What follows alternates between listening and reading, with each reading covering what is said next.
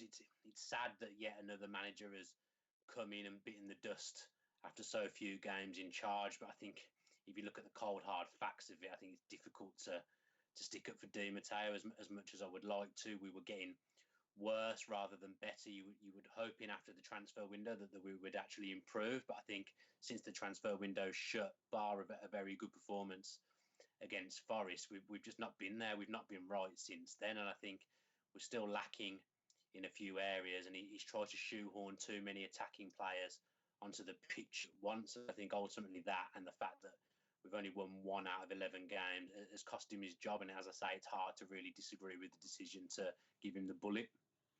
Yeah, I agree. I do think that the start of the season he should have done 10 times better than what he has done. I mean, what is it, 13 points from winning positions would drop this season? That's an unbelievable amount of points to actually drop so early on into the season. And I think that he was identical in hallmarks to the sense of Tim Sherwood under us.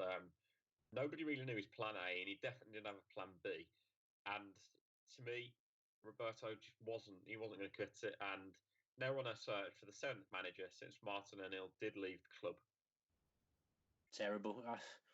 And Villa were never used to be one of those clubs that went through so many managers, but we're in danger of turning into a Leeds if we continue like this on the managerial front. We just seem to go through a new manager every 6 months, and at some point that needs to stop. I mean, I'm not going to sit here and hammer the owner or the chief executive because I don't think it's their fault. I think if you look at the face of it, Di Matteo paired with Clark looked like a savvy move, and I'd say 70% of the fans were behind that and thought that it was the right move. There was other fans who obviously wanted Pearson. I wasn't one of those, and I thought Di Matteo and Clark would complement each other, but obviously it hasn't really worked out, and I feel kind of a bit as if I don't really know Roberto Di Matteo. I feel like Bodymore Heat's been on lockdown since he's been in charge. I haven't heard a lot from him other than what he's had to say before and after games, which is press duties that he's had to do. I don't feel like I know him. And like you say, plan A, I'm not sure what that was. And plan B seemed to be one central midfielder, which was never going to work and is ridiculous. And I think for me, he started to lose it a few weeks ago when he panicked and went to 5 at the back. I've said before that I always think that's a sign of a manager who's lost it a little bit, doesn't know what to do, trying to solid things up a little bit and grind out a 1-0, but we haven't scored enough goals to be able to grind out any results. And when we have got ourselves ahead in games, we've shipped late on. So all in all, it hasn't been good enough. Some of those draws in isolation look like decent results, but when you piece them all together, it isn't good enough for Aston Villa Football Club, especially in the league that we're in now. Yeah, I think I do agree. I think that you can't help but feel sorry for Keith Winers and Dr. Shaw, because I think that on the basis of it, Steve Clark, Kevin Bond, and Roberto Di Matteo was a mixture of good coaches and a fairly good manager on the basis of it, but it really has not worked out for us. So we do need another manager again. To commit to Stephen Gott, of course, in that David Wagner, Huddersfield Town boss, is our number one choice. If not, that's Steve Bruce. But who do you go for, Dan, personally? First off, I don't think Wagner would go near the job. He's got a good thing going at Huddersfield. He's got his own players playing the way he wants to play. If he comes to Villa, he's not necessarily got the players that he needs to play the brand of football that he'll want to play. He wouldn't necessarily be able to bring his backroom staff with him mid-season. I just don't see him taking it. I think it would be too risky for him, especially when he's managed to get Huddersfield into such a good position. Bruce doesn't sit well with me. Nothing to do with the fact that he's ex-Blues. I just don't think he's a very good manager. I know he's got 4 promotions on his CV, but he's also got a lot of relegations on his CV as well. And I know you could say, obviously, we're in the Championship at the moment. Maybe if you'd have given him the summer to get his players in and brought him in then, I'd say he might be an okay choice. But I think bringing him in mid-season, I don't want it to happen. I think it's probably the most likely thing to happen. And if he does get the job, I will get behind him. But I'd rather see someone like Dean Smith given the chance, someone who can build something long-term, who's built something long-term with Warsaw. Bruce has never built anything. I mean, he did a terrible job at Sunderland. He's took Hull down. He's took Blues down. He's never built anything that was built to last. I understand why people do want him, but for me, I can't get excited about Steve Bruce. Maybe I'm being naive. People will probably tell me that I am, but I just don't see him as being the answer. And I know people say he's got promotions, but I don't see that he guarantees you going up this season by any stretch of the imagination. And if it's to be that we don't go up this season, I'd rather see someone like Dean Smith come in, and he's shown that given a transfer window or two, he can get in the right kind of players, and he doesn't need to spend a fortune. I think someone like him deserves a shot. And with him being a boyhood Villa fan, I think he might be wary that this job wouldn't come around again. So I'd expect him to take it if it came. I mean, Alex Dicken wrote a very good article in the Birmingham Mail about him this evening, saying that he's got a lot of family ties in Birmingham. His dad's not very well at the moment, so maybe the job would appeal to him. Gary Rowett would be the only other one that I'd want alongside Dean Smith, but again, I don't see him leaving Blues. He's done a great job there. I see him as being quite a loyal character. I don't think he'd leave them, especially to come to their arch rivals mid-season. I don't see it. So Dean Smith's the standout one for me, but I understand why people will want Steve Bruce, and he's the one I expect it to go to. Steve Bruce is an interesting one because for me, I've been saying yes, he'd get us promotion, but I wouldn't be comfortable with Steve Bruce being our manager in the Premier League. I think that you've got to have the balance between the two of them. And to me, that's why Dean Smith is a good option. I think they could build something, as you say. Gary Rowett, I think he would join us, but I think that'd be a really tough one to get around. As for other options, David Wagner, I think you're right there. Why would he leave Huddersfield for Villa? I just can't see why he would, because he's building something quite special at Huddersfield. And it's a greater achievement for him to start Huddersfield and get them promoted or get near promotion than it is to come to Villa and get us promoted. And the benefits for Huddersfield of letting him go, there's none. Because in the end of the day, if they're pushing for promotion, the financial reward of getting the Premier League is far greater than the financial reward of getting rid of David Wagner to Villa, isn't it? So I think options-wise, yes. But the big bugbear for me at the moment is the link to Tim Sherwood. The fans have got this sort of love child effect with him, and I don't quite understand why he's got so many fanboys. Do you? I liked him as a person. I like him as a character. When he first came in, he did a good job to keep us up and get us to the FA Cup final. But then the next season, where he was sold out a little bit with the transfer thing, but then he also did have a big say in some of those signings that came in. He lost the plot again. He did what Di Matteo did. He went to 5 at the back. He was trying everything. He didn't know his best team.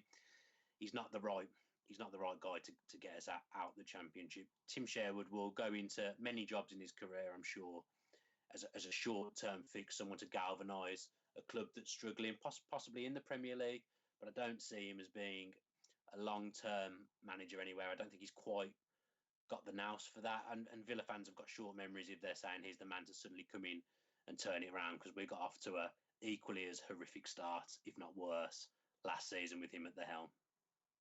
Yeah, I do think that people forget. They've got short-term memories, but they forget the fact that despite the fact that Tim Sherwood took us to an FA Cup final, he was actually the man that lost, was it 6-0 to Southampton after sealing survival? Lost his last few games quite heavily. And when he's actually took full charge in the following season, like obviously with his own players, he dropped Jordan Marvey for Kieran Richardson and was 2-1 against Leicester City and still ended up losing 3-2 due to the fact that his tactics were inept. To me, he is basically a carbon copy of Roberto Di Matteo when it comes to tactics, and he is a rent-a-gob as well. And it's not ideal considering we've got an owner that I must admit does speak his mind. It's not ideal having a manager that speaks his mind as well as having an owner. I think that it's okay to have something that speaks his mind, if you get what I mean. But I think in the same vein, you don't want something that's going to make a front page headline all the time just because of something he's said in the press.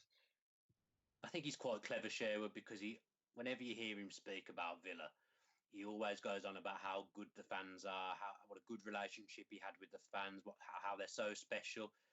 And I think that's why certain Villa fans probably still think of him fondly, because he says those things, but he's definitely not the answer. As much as I like him as a man, I'd love to go for a beer with Tim Sherwood, but I don't particularly want him in charge of Aston Villa, especially at this troubled time. I agree. I think that he's not the man right now, and I think the fans need to realise that it's just literally the simple case that at the time Tim Sherwood had Benteke. Yeah, and you've got Benteke and you're a motivator. It's only going to end well, isn't it? So I think that he's not an option for us. A few people said Martin O'Neill as well. I've seen mentioned on Twitter. For me, he isn't the right option either because of the open purse strings and what happened last time with open purse strings. He'd probably get you playing. To be fair, he probably would get you up, but I don't think he'd leave Republic of Ireland job at the moment. I think he recently signed a new contract. I might be wrong, and I think there's a section of Villa fans. I'm certainly one will never forgive him for the way he walked out and left us in the lurch just a few days before his season started. That was unforgivable for me. I'm not a big fan of the man since then. I think he showed his true colours in the way that he walked out. I think Martin O'Neill ultimately only cares about Martin O'Neill, and that's not what we need in charge of this football club. I'll still maintain at one stage he was partly to blame for our huge downfall. Yeah, definitely. He lost the trust of Randy Lerner quite rightfully, I think, personally. And as soon as that happens, then, well, you lost. And he stormed out and he got pissed off, essentially. That's the bottom line of it. So the money he spent, we should have got top four. Yeah. I know Man City came in and were a game changer, but the season before that, the position we were in, the money we spent, we got into a slump, and he did not know how to arrest that slump. So, and he obviously threw that Moscow game as well in the UEFA Cup or the Europa League. I think more than anything. He's burnt his bridges for me. Yeah, I agree. So, just very quickly, we're not going to stay for too long because I am very fluid, to be honest, and you've got to go and play football and be Galini for the evening. But I've seen a comment here that said, I'd love Sherwood back. But I don't know who David Wagner is. If you don't know who David Wagner is, you're clearly not watching Villa play, and you're clearly not watching the Championship. So I don't see how you can say that you're following Villa well if you don't know who David Wagner is. And to say that Sherwood's the right man, God, baffles me again. So he isn't. You definitely need to. If you don't know who David Wagner is, I'm quite worried about what you've been doing this season because I don't think you've been watching Villa at all, to be honest, if you don't know who he is. I've certainly not been watching Channel 5. Yeah, well, what you can see of highlights there. One of the names that has been mentioned, but it has been ruled out apparently, is Ryan Giggs. I know you've got something about him as well. With the same kind of, again, what's he done to justify that job? For me, managers should be coming in at the lower levels and cutting their teeth. That's what someone like Dean Smith has done. Turn around and say Paolo Di Canio, don't they? Well, why would we appoint Paolo Di Canio? No, I was just saying that if you're suggesting names like Ryan Giggs, names like Paolo Di Canio, then assumes. Well, he's done more in a managerial sense, although he is an absolute Fruit Loop. I think for me personally, I want Dean Smith, but realistically, I don't know. The marketability of someone like Steve Bruce is zero. And if we're going down the line of marketability again... Well, I don't think we're going to go down that line again. Yeah. I think that David Wagner, obviously not. So for me, it will be, I hope, Dean Smith. But it's a tough one. It's a huge job. And it is a poison chalice. There's no doubt in that. No, Steve onto something at Brentford. But Brentford isn't the side that he can do an Eddie Howe with in the sense that he's going to get them promoted. I think that Dean Smith could actually fit the mould that Dr. Shah wants in the sense that Dean Smith's not afraid to bring youth through and utilise youth. And I think that's what the owner wants. I think he wants someone that can use the youth and push them forwards. So perhaps that edges Dean Smith onto the levels we're looking at. He's the one that stands out for me. Him or Rowett would be the two that I would be pursuing if I was on the board picking a manager. But unfortunately, I'm just on here saying what I think, so I have no say. Well, yeah, we don't have a say. But I think that there's plenty of options out there still, and I don't think we need to panic. The other one is Steve Clarke, who's obviously caretaker boss now. I think that it was always going to be the case that Steve Clarke was going to be suggested. I like Steve Clarke. I'm sorry, man. Sorry, tired. I like Steve Clarke, but again, I feel like I don't know him. I've not heard anything from him since he's been at the club. I think certain things need to change at Villa. We need to. I mean, the owner's very, very open, and that's good. But we haven't heard anything really from the players or the staff all season. Like you need to hear a bit more. We need some identity. We need a manager that can come in and give us an identity. That's the thing that we need the most, because Villa haven't had an identity for so long now. And I thought this would be the regime, manager-wise, that would change it. We'd have a way of playing and stuff. But the fact is, we haven't had one. I think we have to go around to our root basics. To me, the Aston Villa way, I think, is the identity that we're building after Neil, potentially, which is playing on the counter-attack. And I think we've got the players to do that, but at the moment we haven't got the ability to soak up the pressure. Steve Clarke is supposedly a great defensive coach, someone that Mourinho swears by in the past, yet with our defence, it's been a shambles. So maybe Steve Clarke isn't going to be the option. I sincerely hope not. I wouldn't be the worst appointment in the work. I don't think it'd be the worst appointment in the world, but he certainly wouldn't be the best one for me because he defensively we're poor at the moment and he hasn't done nothing. How much say does he have there? I mean, you'd assume he has quite a big say and a lot of heavy involvement in the coaching because Di Matteo's not a big one for stuff around the training ground. So you assume that everything's come down to Clarke and him, and it hasn't been good enough. But his reputation is top. He was at one point the highest paid assistant manager in the Premier League. So he's got something about him. It just feels like people come to Villa and then they lose. It's like he's like we're cursed. That's how I feel because Steve Clarke's got a big reputation. Say again? They always look like they're getting older. They always grow a beard. Yeah. If you look at the whole cycle, they all grow a beard. They all go grey. Yeah, exactly. I think it's a tiring job for managers. It's all set up for Wagner. He's got it both going on. He has. He's got the beard already, hasn't he? So. Got it going. And he's grey. Well, yeah, exactly. I think he's the man for us. So I think we've covered all bases here. I think we're quite established that Di Matteo got it wrong and he had no plan A, let alone a plan B. People have said that he deserved more time, but for me, you can't afford time in the Championship. So I think that is all we can really say about the matter until we see a little bit more about what's going on. Hopefully, we can get it sorted soon. Did you enjoy the video? Make sure you're dropping us a like below if you enjoyed me yawning, coughing, sneezing, and everything else in between. And if you enjoyed Dan's generally good view, then drop us a like below. Comment who you think should be the new manager and what you thought about Di Matteo's sacking. Do you think it was deserving or not? And stay tuned very soon for all the special content that is upcoming from our very special experience at Villa Park last Friday. That is all for today, though. Bye.